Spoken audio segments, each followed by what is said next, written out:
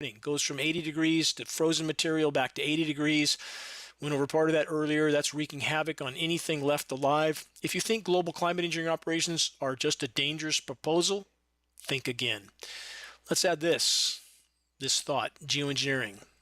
Filling the skies with sun-blocking toxic particles while governments around the world are pushing for solar power. That's what brought me into this fight. For those that don't know, I have a large off-grid home, huge solar power system. I have wind and hydro, and I was losing 60, 70, 80% of my solar PV uptake from whatever these aircraft were emitting, which I knew from my background, part of which was in solar power. I worked at one of the first commercial solar plants in the continental US in the early 80s.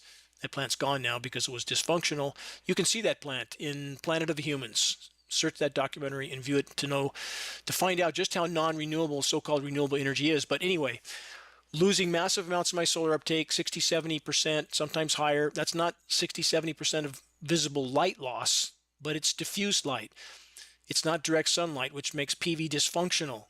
I began to test my precipitation, had hoped I would not find aluminum in it. I did. I continued to test for 18 months before I went public with some of my findings.